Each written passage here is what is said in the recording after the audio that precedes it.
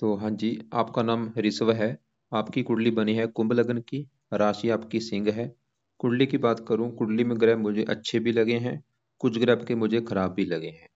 जैसे कि आपका देखो जी, कुंडली में बुध ग्रह मुझे बहुत अच्छा लगा है, मंगल उच्च का बैठा है वो भी अच्छा है।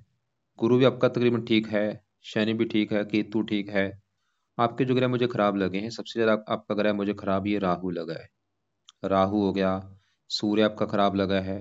शुक्र रले मिले खराब फल, रले मिले अच्छे फल भी देगा, बुरे फल भी देगा।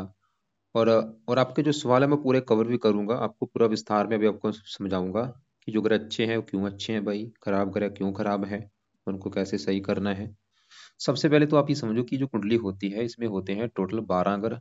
और वो 12 ग्रह मैं लिख देता हूँ। ये है आपका पहला ग्रह, ये है दूसरा ग्रह, तीसरा, चौथा, पांचवा ग्रह, छठा, सातवां ग्रह, आठवां, ये है नौवां ग्रह, 10वां, 11वां और ये लास्ट वाला 12वां ग्रह। अब ये जो 12 ग्रह लिख रखे हैं, इन ग्रहों से आपके जीवन के बारे में कुछ ना कुछ पता किया जाएगा। जैसे कि पहले घर से तो हम पता करेंगे कि आपका शरीर कैसा होगा, हेल्थ कैसी होगी, स्वभाव कैसा, रंग रूप कैसा, पर्सनैलिटी कैसी, पहले घर से देखेंगे। दूसरा घर धन जोड़ने का है। तीसरा घर छोटे भाई बहन। चौथा घर आपकी माता, मकान और वाहन का है। पांचवा घर आपके बच्चों का और आपकी पढ़ाई। छठा घर शत्रु, रोग और कर्जे का है। सातवां घर है आपकी पत्नी का। आठवें घर से आपकी उम्र देखेंगे। नौवें घर से आपका भाग्य देखेंगे। 10वां घर आपके काम काज का है। 11वां घर है इनकम का, लाभ, बड़े भाई बहन। और 12वें घर से खर्चे देखे जाते हैं। तो आपने मेरी देखो जी दो बातें नोट कर लेनी है। पहली बात, जो मैंने 12 घर लिख रखे हैं इनको याद कर लो। दूसरी बात, इन घरों से जो कुछ देखा जाएगा वो याद कर लो। अब आप ये देखो कि आपने क्या देखना है, आप अपना सवाल बोलो। जैसे कि आपका सवाल है, मान लो आपके बच्चों के बारे में कि आपके बच्चे कैसे होंगे। अब 12 घरों में बच्चों का घर कौन सा है? पांचवा घर। तो पांचवें घर से देखे जाएंगे आपके बच्चे। और पांचवें घर में एक नंबर लिखा है 3 नंबर। 3 है मिथुन राशि, मालक है ये बुध। तो आपके बच्चों के लिए हमें बुध को देखना पड़ेगा।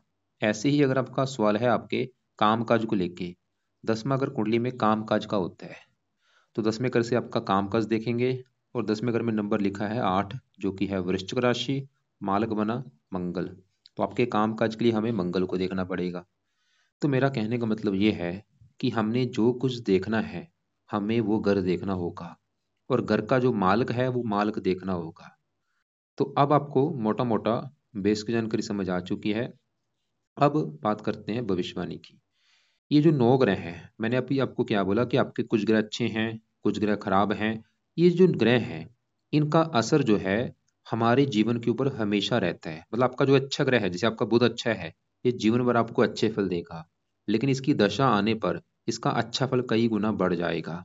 ऐसे ही राहु आपका खराब है तो जीवन भर खराब फल देगा।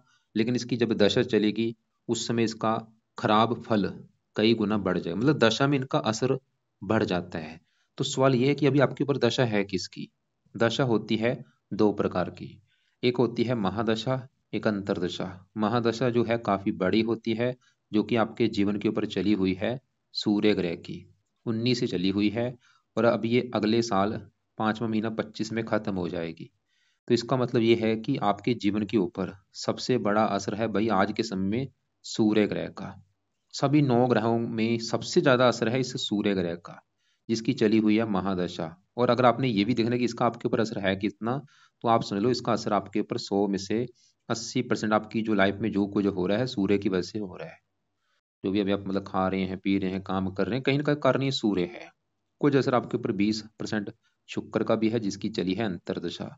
ये 5वां महीना 24 को चली है, 2-3 महीने हो चुके हैं, और 5वां महीना 25 में खत्म होगी। तो हमने क्या देखा कि आपके ऊपर असर, मैं फिर बोलूंगा भाई, असर सभी 9 ग्रहों का है। लेकिन सबसे ज्यादा असर है इस सूर्य ग्रह का। और कुछ असर आपके ऊपर साथ में बैठे शुक्र का भी है, जिसकी छोटी दशा है। अब सूर्य का आपके ऊपर है बड़ा असर। आपकी 100 में से 80% लाइफ में जो कुछ हो रहा है शुक्र सूर्य की वजह से हो रहा है। अब सूर्य अगर आपका कुंडली में अच्छा निकला तो फिर तो आपकी करेगा लाइफ में अच्छा ही अच्छा। अगर बुरा निकला भाई, लाइफ में बुरा ही बुरा करेगा। तो सवाल है कि सूर्य अच्छा है या बुरा है, तो आपका मुझे सूर्य खराब लगा है, ये आपको खराब फल देगा। मतलब जो सूर्य की आपकी बड़ी राह चल रही है, ये आप समझ लो, ये आपका बुरा समाचार है, ये आपको अच्छे फल नहीं देगा। अच्छे फल देगा, थोड़े बहुत ही देगा, लेकिन बुरे फल ज्यादा देगा। तो सवाल कि सूर्य खराब क्यों है, विस्तार में समझते हैं। तो सूर्य आपका यहाँ पे बैठा है कुंडली के 12वें घर में। पहले आप एक मेरी बात समझ लो, ये जो 9 ग्रह होते हैं अच्छे फल क्यों देते हैं? अगर ये अपने घर में बैठे हैं या अपने दोस्त के घर में बैठे हैं या उच्च के बैठे हैं, फिर अच्छे फल देते हैं। अगर ये ग्रह किसी दुश्मन के घर में बैठे हैं या कोई खराब घर में बैठे हैं या नीच के बैठे हैं, तो अच्छे फल नहीं देते। तो सूर्य आपका बैठा है कुंडली के इस 12वें घर में, और ये 12वां घर कुंडली का अच्छा घर नहीं होता, ये घर खराब है। इस घर से खर्चा देखा जाता है, हानि, दान, दंड, हॉस्पिटल, पागल खाना, विदेश यात्रा, जेल यात्रा, हत्या, आत्महत्या, ऐसी खराब चीजें हम देखते हैं इस 12वें घर से। मतलब सूर्य खराब होने के हैं दो तीन कारण। पहला घर खराब होने का कि वो खराब घर में बैठा है जाके 12वें घर में। ऊपर से 12वें घर में जो 10 लिखा है ये है शनि का घर, मतलब 12वें घर का जो डिपार्टमेंट है वो शनि के पास है। और सूर्य बैठा 12वें घर में किसके घर में है? शनि के घर में, अपने दुश्मन के घर में। जैसे मैंने आपको भी बोला कि ये ग्रह अगर दुश्मन के घर में बैठे अच्छे फल नहीं देते। तो सूर्य तो 12वें घर में है, ऊपर से दुश्मन के घर में बैठे, इसकी वजह से सूर्य आपका है खराब। अब क्या खराब फल देगा सूर्य इस कुंडली में? इसका सूर्य का अपना एक घर है, वो है ये 7वां घर। और 7वां घर है आपकी पत्नी का घर। 7वें घर से दो चीजें देखी जाएंगी। वैसे तो 7वें घर से काफी चीजें हैं, लेकिन मेन है दो चीजें। एक तो 7वां घर आपकी बना है पत्नी का घर, कि आपकी पत्नी कैसी होगी, पत्नी का सुख है या नहीं, कैसा होगा, 7वां घर देख के डिसाइड होगा। और 7वां घर डेली की इनकम का भी होता है और साझेदारी के कामों का भी होता है। अब आपको मैंने फार्मूला समझा रखा है कि जो कुछ देखना है उस घर का मालिक देख लो। तो 7वां घर का जो मालिक है, 7वें घर में 5 लिखा है जो कि है सिंह राशि, मालिक है सूर्य। तो 7वें घर के मालिक सूर्य को देख के पता चलेगा आपकी पत्नी के बारे में, डेली की इनकम के बारे में और साझेदारी के कामों के बारे में। और सूर्य आपका एक तो बैठा है 12वें घर में, खराब घर में, ऊपर से दुश्मन के घर में बैठने की वजह से वो खराब हो चुका। मतलब सूर्य आपको जो खराब फल देगा 7वें घर को लेके खराब फल देगा। और 7वां घर है पत्नी का, सूर्य की वजह से एक खराब योग बना है, विवाह भंग योग। सूर्य ये दिखा रहा है कि आपको भाई विवाह संबंधी दिक्कतें आएंगी, कोई ना कोई विवाह को लेके आपको दिक्कतें परेशानियां आएंगी। साथ में अगर दिल्ली की इनकम का है, आपको दिल्ली की इनकम को लेकर दिक्कतें पैदा करेगा। साथ में अगर साझेदारी के कामों का है, आपको साझेदारी के कामों में दिक्कतें आएंगी। और बाहर में अगर खर्चे, आपके खर्चे बढ़ाएगा। बाहर में अगर दंड का है, सूर्य आपको दंड दिलाएगा। कौन सा दंड? सूर्य है सरकार से जुड़ा, आपको सरकार से कोई दंड मिल सकता है। जैसे कि आपको सरकार से दंड, जैसे कि आपकी गाड़ी का चालान हो जाना, या कोई बड़ा दंड। बड़ा दंड जैसे कि होता है, कई बार क्या होता है, जेल यात्रा होना या पुलिस के कारण दिक्कतें आना। और सूर्य आंखों में कष्ट देगा, पिता का कारक, पिता संबंधी दिक्कतें पैदा करेगा भी सूर्य की दशा में। पिता का बीमार होना या पिता से मनमुटाव होना। सूर्य सरकार का कारक है, सरकारी कामों में दिक्कतें आएंगी, सरकारी नौकरी नहीं लगेगी, बल्कि सरकार से आपको कोई दंड मिल सकता है। मतलब कई प्रकार की दिक्कतें पैदा करेगा आपकी लाइफ में। दिक्कतें, रुकावटें, स्ट्रगल, चिंता, भाग दौड़। साथ में पड़ेगी छठे घर के ऊपर, शत्रु बढ़ाएगा, रोगी बनाएगा, कर्जदार भी बना सकता है। मतलब सूर्य का सही होना आपके लिए बहुत जरूरी है। आपकी समझ लो जो भी लाइफ में दिक्कतें आ रही है, आपने जैसे बोला था कि आपको ये एग्जाम की तैयारी कर रहे हैं, क्लियर नहीं हो रहा, दूसरे लोग क्लियर हो रहे हैं, सबकी देखो जी दशा अलग अलग है, किसी की कुंडली कैसी है, सबके कर्म अलग अलग है। तो आप अगर चाहते हैं ये सूर्य अच्छा हो जाए, मतलब सूर्य को अच्छा कर लिया, तो फायदे क्या होंगे? कि अभी जो मैंने बुरे फल बोले आपको नहीं मिलेंगे। आपको पत्नी का सुख अच्छा मिलेगा, डेली की इनकम अच्छी होगी, आपके पिता के लिए अच्छा है, मान प्रतिष्ठा मिलेगी, सरकारी कामों के लिए अच्छा है, आंखों में कोई कष्ट नहीं होगा, और भी खर्चों से आप बचेंगे, कर्जे से बचेंगे, लाइफ में स्ट्रगल नहीं करना पड़ेगा। वैसे दशा 1 साल की पड़ी है, तो आपने 1 साल तक ये उपाय करने, उसके बाद चाहे उपाय छोड़ देना। तो 1 साल तक सूर्य के जो उपाय हैं, पहला उपाय है आप सुबह का टाइम सूर्य को एक तो जल दिया करो। दूसरा उपाय, सूर्य का आपने करना है दान।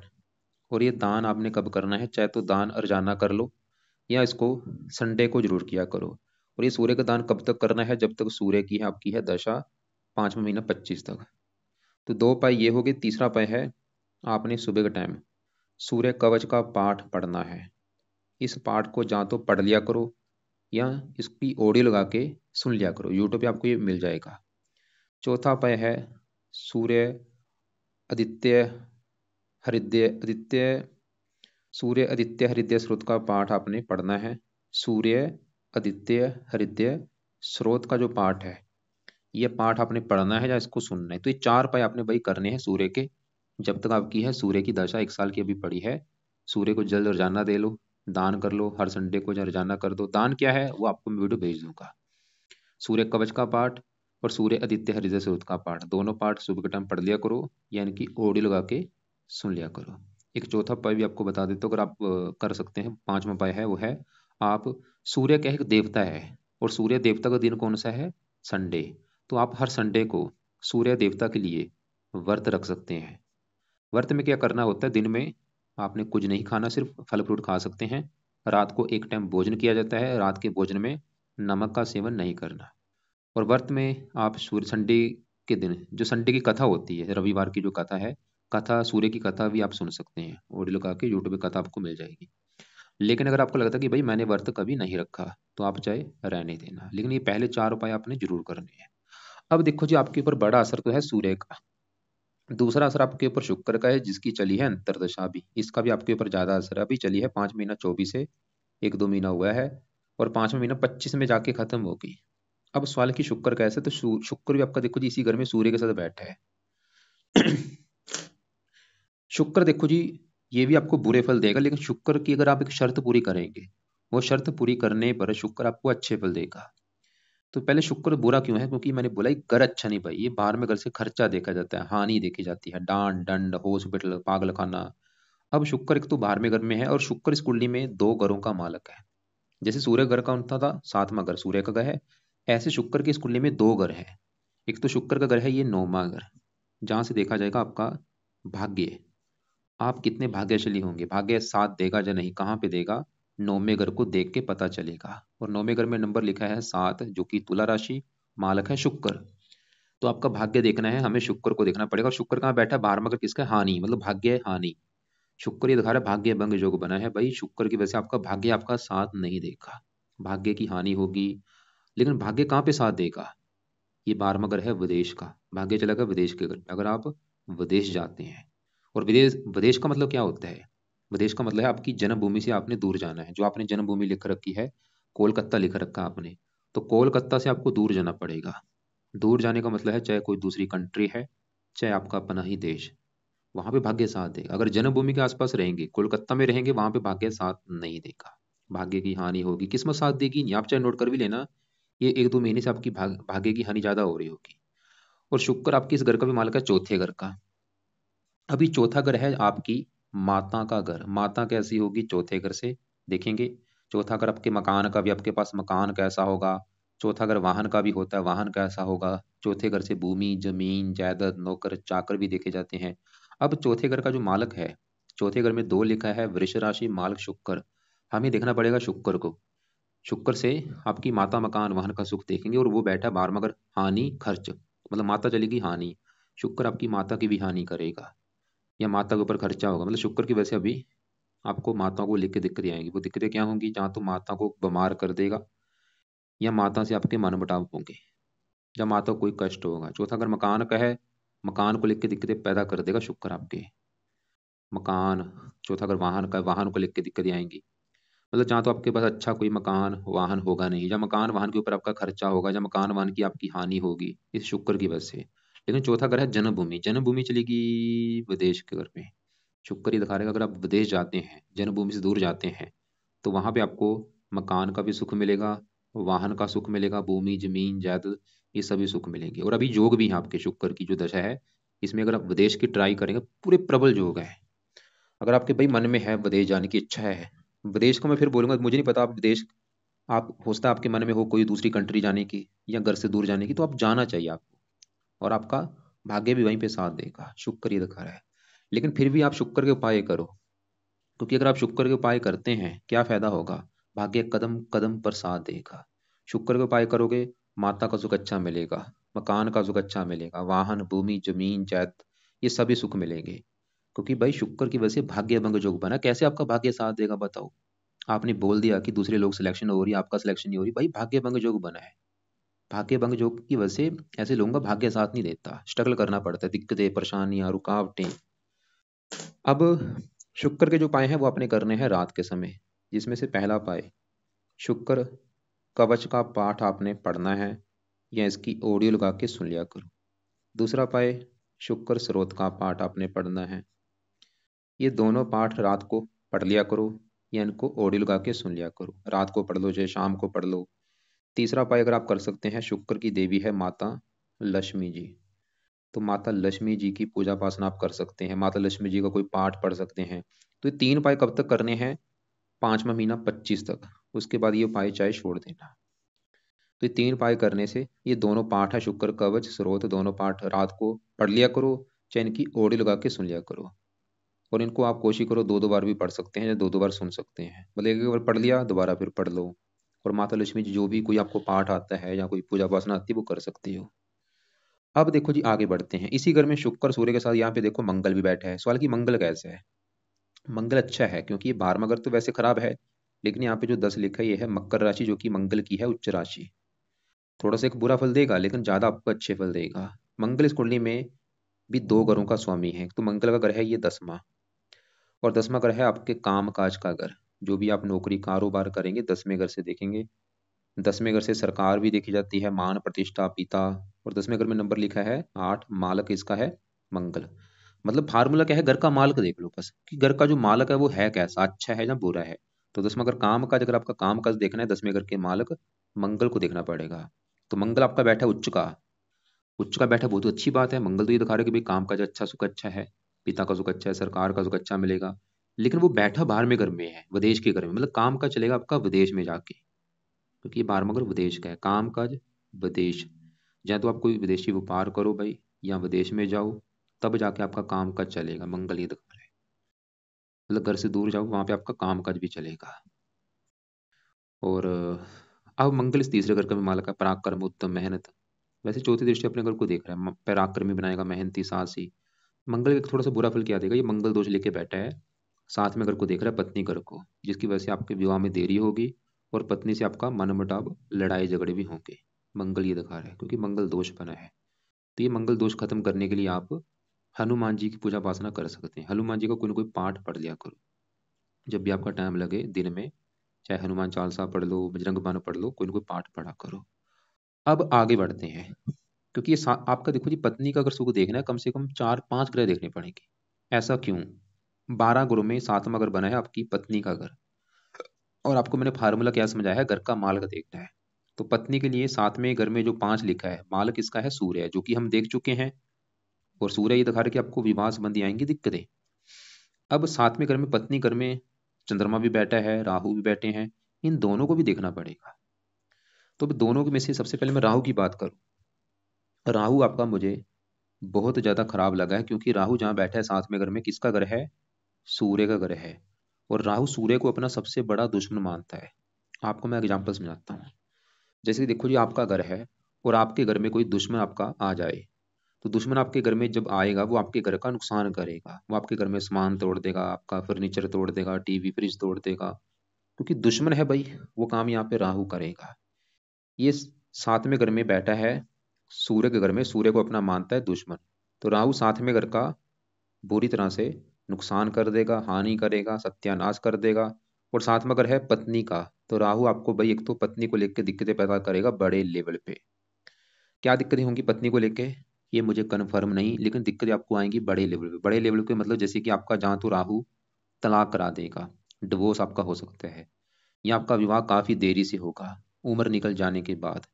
या आपका विवाह हो भी गया तो आपकी पति पत्नी में लड़ाई झगड़े होते रहेंगे, बनेगी नहीं आपकी पत्नी, जहाँ तो आपके कहने में नहीं होगी, या उससे आपको प्रेम नहीं मिलेगा, या कोई ना कोई दिक्कत ही आएंगी। और और भी कोई दिक्कत पैदा कर सकता है पत्नी को लेके। वैसे ज्यादा मुझे जो आपके डिवोर्स के लग रहे हैं। अब इसके अलावा साथ में अगर आपकी डेली की इनकम का है, तो राहु आपकी डेली की इनकम को भी लेकर दिक्कतें पैदा करेगा। जो रोजाना की इनकम होती है उसमें भी दिक्कतें लगी रहेंगी कोई ना कोई। और ये सांझेदारी के कामों का अगर है उसमें भी दिक्कतें पैदा करेगा, और इसकी दशा में दिक्कतें बढ़ जाएंगी। जब भी कभी इसकी दशा चलेगी वो समय आपका बुरा समय होगा। और इसकी दशा आपकी कब चलेगी वो आपको मैं दिखा देता हूँ। क्योंकि मैंने क्या बोला, दशा में इनका असर जो है वो बढ़ जाता है। दशा आपकी देखो जी, राहु की चलेगी ये 42 में चलेगी और 60 में खत्म होगी। ये समय में राहु का बुरा फल बढ़ेगा और दिक्कतें बढ़ जाएंगी। जहाँ छोटी दशा इसकी जब चलेगी, ये आपकी दशा पीछे निकल भी है, 20 में चली थी, 21 में, इसमें भी दिक्कत आपको आई होंगी। 1 साल की दशा थी, आप चाहे नोट कर लेना। क्योंकि दशा में ही आज भी असर है राहु का, लेकिन असर इसका बढ़ेगा राहु की दशा में। और राहु की दृष्टियां भी हैं, 5वीं आप पड़े 11वें घर को, यहाँ पे नीच राशि इस घर को भी खराब करेगा, इनकम को ले अभी भी बुरे फल दे रहा है, मतलब 11वें घर की हानि कर रहा है। आमदनी को लेकर दिक्कतें आपको आएंगी। धन कमाने के साधन कम होंगे, इच्छाएं पूरी नहीं होने देगा, लाभ नहीं मिलेगा। इस राहु की वजह से आज भी दिक्कत आपको दे रहा है। लगन को देख रहा है स्ट्रगल, तीसरे घर को फिजूल की भाग दौड़ होगी, साथ में चंद्रमा बैठा है, ये ग्रहण दोष बना हुआ है। ये आपको मानसिक चिंता बोझ देगा, और आपकी पत्नी को भी मानसिक चिंता बोझ होगी। आपकी पत्नी मानसिक डिप्रेशन का शिकार हो सकती है। अब राहु के साथ जो चंद्रमा बैठे है, और चंद्रमा की आपकी आपकी देखो अभी, जैसे कि आपकी आज दशा है सूर्य की, इसके बाद दशा आएगी चंद्रमा की। ये चलेगी आपकी 5वां महीना 25 में स्टार्ट होगी, 5वां महीना 35 में चलेगी, मतलब 10 साल की दशा आपकी अभी चंद्रमा की दशा शुरू होगी, 10 साल तक चलेगी। तो सवाल है कि चंद्रमा आपका कैसा है, ये जो आगे दशा आने वाली है ये कैसी जाएगी। तो चंद्रमा भी देखो जी आपको बुरे फल देगा, थोड़े बहुत अच्छे फल देगा। समझ लो 100 में से 60% ये बुरे फल देगा जिसकी आने वाली है दशा। ऐसा क्यों है? कारण चंद्रमा के दो तीन कारण है। एक तो चंद्रमा का इस कुंडली में जो घर है, इसको जो घर मिला है ये छठा घर मिला है। ये जो छठा घर है ये भी खराब घर होता है। छठे घर से रोग देखा जाता है, शत्रु, कर्जा, कोर्ट कचहरी। और छठे घर में नंबर लिखा है 4, जो कि कर्क राशि, मालक छठे घर का चंद्रमा बना है। छठा घर किसका, मैंने बोला है रोग। तो रोग चला गया पत्नी घर में, मतलब क्योंकि चंद्रमा छठे घर का मालक है, बैठा है पत्नी घर में। और छठा घर रोग, रोग चला गया पत्नी घर में। छठा घर शत्रु, शत्रु चला गया पत्नी घर में। मतलब पत्नी से आपके शत्रु जैसे व्यवहार होंगे, पत्नी रोगी होगी, चंद्रमा ये दिखा रहा है। और ये साथ में अगर डेली की इनकम का उसको लेके दिक्कतें, मतलब अभी चंद्रमा की जो दशा चलेगी, इसमें आपको चंद्रमा रोगी बनाएगा, शत्रु बढ़ाएगा, मानसिक चिंता देगा, काम काज में दिक्कतें आएंगी, पत्नी संबंधी दिक्कतें आएंगी बड़े लेवल पे। लेकिन अगर आप चाहते हैं कि भाई चंद्रमा की जो दशा आने वाली है वो आपकी अच्छी जानी चाहिए, क्या करना पड़ेगा? तो आपको चंद्रमा के करने पड़ेंगे उपाय। तो इसके जो उपाय हैं वो है, आप पहला उपाय है चंद्रमा का कि आपने चंद्रमा की दशा में शुरू करना भी नहीं, वह है चंद कवच का पाठ आपने पढ़ना है। दूसरा है चंद स्रोत का पाठ। तीसरा उपाय, चंद्रमा के देवता हैं शिव जी, शिव जी की पूजा उपासना। चौथा उपाय, चंद्रमा का दान। और चंद्रमा का दान इसकी पावर कम करेगा। दान क्या है वो आपको मैं वीडियो भेज दूंगा, वो दान आप चंद्रमा की दशा में कर देना। हर सोमवार को चंद्रमा की दशा में दान आप कर सकते हैं, ये दान अभी भी आप कर सकते हैं, लेकिन चंद्रमा की दशा में ज्यादा करना। तो चंद कवच, चंद स्रोत दोनों पाठ पढ़ने हैं, ये इनको सुनना है आपने चंद्रमा की दशा में सुबह के टाइम। शिव जी की पूजा उपासना होगी और दान। और एक और उपाय है, सोमवार का आप व्रत भी रख सकते हैं चंद्रमा की दशा में। अब ये जो सूर्य के आपको मैंने उपाय बोले हैं, ये जो 4-5 उपाय, ये आपने सूर्य की जब दशा खत्म होगी उस समय ये उपाय आपने छोड़ देने हैं। उसके बाद ये आप चंद्रमा के उपाय शुरू कर देना। सूर्य के उपाय छोड़ के फिर आप चंद्रमा के उपाय शुरू कर देना, क्योंकि चंद्रमा की आपकी दशा शुरू हो जाएगी। अभी आप सूर्य का व्रत रख लो, चंद्रमा की दशा में फिर आपने शिव जी का व्रत रखना है, क्योंकि चंद्रमा के देवता हैं शिव जी। तो शिव जी की पूजा उपासना आपने जरूर करनी है। तो अभी आप चाहे शुरू कर दो, अभी से शुरू कर दो। क्योंकि जो राहु है, राहु भी शिव जी का भक्त है। जो बंदा शिव जी की पूजा उपासना करता है, राहु भी उसको कष्ट नहीं देता। तो शिव जी की पूजा उपासना का मतलब ये है कि रोजाना शिव जी के मंदिर जाओ, वहां पे शिवलिंग पर जल चढ़ाओ, दूध चढ़ाओ, और वहां पे बैठ के ओम नमः शिवाय का जाप किया करो, जितना हो सके 5-10 मिनट शिव जी का जो मंत्र है वो जपा करो। अब देखो जी आगे बढ़ते हैं आपके। ये जो बुध है इसकी बात करूँ, ये आपका मुझे काफी अच्छा लगा है। बुध है इस 5वें घर का मालक, जो कि आपकी है संतान का घर, पढ़ाई का घर और बुद्धि। ये चीजें 5वें घर से देखते हैं, और फार्मूला है घर का मालक देखना है। 5वें घर में नंबर 3 लिखा है, मालक इसका है बुध। तो हमें देखना पड़ेगा बुध को, जो कि बैठा है 11वें घर में। 11वां घर है लाभ आमदनी, मतलब संतान चलेगी लाभ के घर में, संतान आमदनी घर में।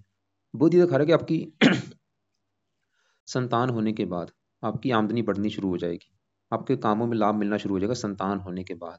और बुध अपने घर को देख रहा है, आपको संतान का सुख अच्छा देगा, पढ़ा लिखा बना देगा, बुद्धिमान बना देगा। और बुध इस 8वें घर का भी मालक है, जहाँ पे 6 लिखा है, कन्या राशि, मालक बुध। 8वां घर आयु, आयु में लाभ, उम्र भी आपकी लंबी कर देगा ये। और भी कई अच्छे बल हैं। आपने जैसे बोला था कि जो इंजीनियरिंग आप कर रहे हैं वो भी इसका ही काम है, साइंस से जुड़ी पढ़ाई होगी। ज्योतिष में अगर आपकी थोड़ी बहुत रुचि है, ये भी बुध की वजह से है, काफी चीजें हैं। अब आपके देखो ये शनि और इनकी बात करते हैं। पहले समझो इसकी हम बात करते हैं, दूसरे घर में बैठे शनि की। पहले समझो दूसरा घर है किसका? दूसरे घर से देखा जाता है धन जोड़ना। एक होता है धन कमाना, एक होता है धन जोड़ना। कमाना 11वें घर से, जोड़ना दूसरे घर से देखा जाता है कि आप कितना लाइफ में धन जोड़ेंगे। दूसरा घर, दूसरा घर परिवार का भी होता है, परिवार कैसा होगा, वाणी कैसी होगी आपकी। दूसरा घर, और फार्मूला क्या है? घर का मालक देखना है। तो दूसरे घर में क्या लिखा है? 12 नंबर, जो कि है मीन राशि, मालक है गुरु। तो आपके धन जोड़ने के लिए हमें गुरु को देखना पड़ेगा। गुरु अगर अच्छा निकला आप धन जोड़ पाएंगे, गुरु खराब निकला तो धन को लेके आएंगी दिक्कतें। तो दूसरे घर के मालिक गुरु को देख के डिसाइड होगा आपके धन जोड़ने के बारे में।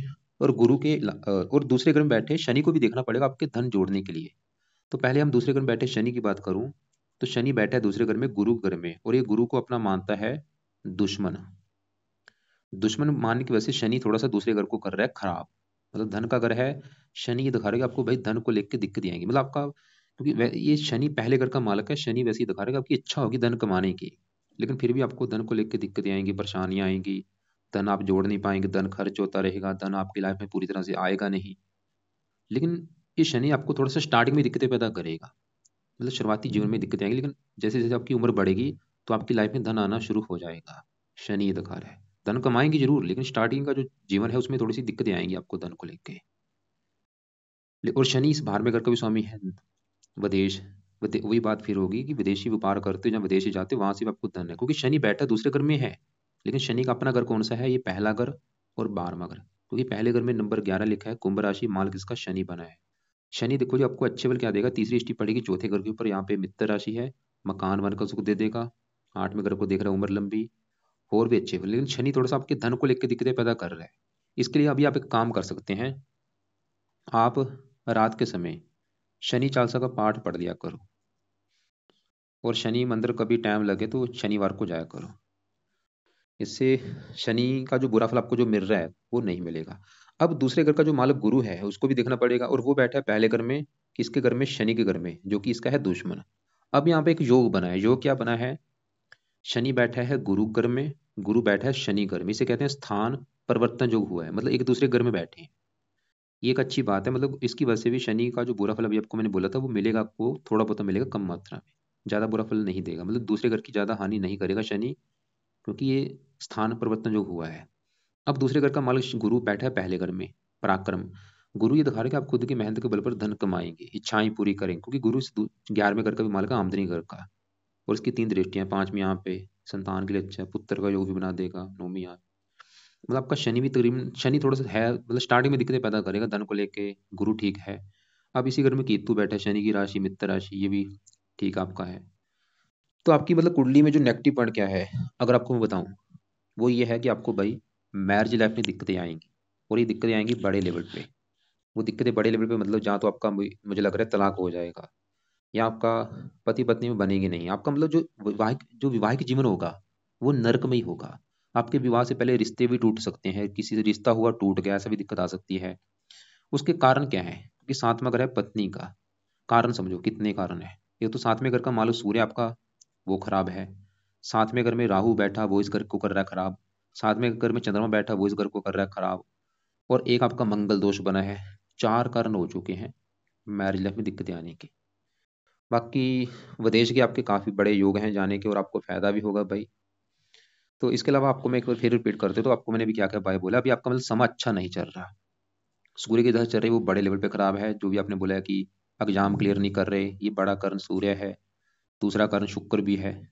तो अभी आपके लिए मेन शुक्र और सूर्य दोनों के पाए जरूरी हैं, तो सूर्य के पाए यहाँ पे मैंने लिख रखे हैं, सुबह के टाइम पढ़ने हैं, और शुक्र के पाए ये हैं, ये रात के समय पढ़ने हैं। और सूर्य की दशा जब खत्म हो जाएगी 5 महीना 25 के बाद, उस समय चंद्रमा के पाए शुरू कर देना। और बाकी रात के समय अभी शनि चालीसा ये पाठ पढ़ लिया करो, शुक्र के जब पाठ पढ़ेंगे उसी समय शनि चालीसा आप पढ़ सकते हैं। और राहु के सवाल की उपाय, क्योंकि राहु के उपाय भाई बहुत जरूरी है, वो आपको मैंने बताया नहीं, अभी लिख लो। राहु के पीछे जो इन्नी है ये पावर होती है, पावर हमने कम करनी, तो पहला राहु का उपाय है राहु का दान आप करो। और ये दान जहाँ तो रोजाना करो, या इसको हफ्ते में 3-4 दिन कर दिया करो, और राहु का दान कोशिश करो लाइफ टाइम करने की। दूसरा उपाय, राहु के लिए शिव जी की पूजा उपासना करो। और शिव जी की पूजा उपासना मैंने बोली थी, ये चंद्रमा के लिए बोल रखी है, मतलब आपका शिव जी की पूजा उपासना से चंद्रमा भी अच्छा होगा, राहु भी अच्छा होगा। और इसके 2 पार्ट हैं, एक तो है राहु कवच, दूसरा है राहु स्रोत।